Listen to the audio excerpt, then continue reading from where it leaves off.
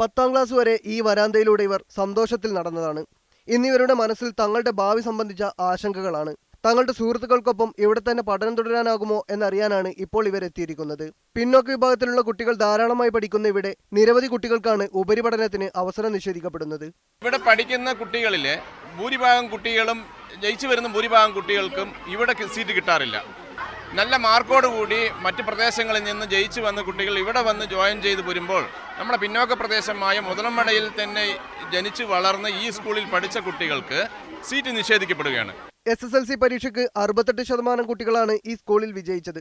ഈ കുട്ടികൾ അപേക്ഷിച്ചിട്ട് പോലും സീറ്റ് ലഭിക്കുന്നില്ല. UP ഹൈസ്കൂൾ ക്ലാസുകളിലായി ഇവിടെ 1952 കുട്ടികൾ പഠിക്കുന്നുണ്ട്. ഇതിൽ 387 കുട്ടികൾ പട്ടികവർഗത്തിലുള്ളവരും 472 കുട്ടികൾ പട്ടികജാതിയിലുള്ളവരുമാണ്. ബാക്കി വരുന്ന കുട്ടികളാവട്ടെ OBCയും. ഇത്രയും പിന്നോക്കം നിൽക്കുന്ന പ്രദേശത്ത് നിന്നും കുട്ടികൾ ദൂരസ്ഥലങ്ങളിൽ പോയി പഠിക്കാറില്ല. പഠനം തുടരാൻ അവസരങ്ങളില്ലാത്തതിനാൽ പലരും പഠനം ഉപേക്ഷിക്കുന്നു.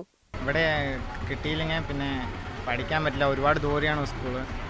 അപ്പുറത്ത് പോയി പഠിക്കാൻ ഞങ്ങൾക്ക് സാധിക്കില്ല. അതുകൊണ്ട് പിന്നെ പണിക്ക് തന്നെ പോകണം.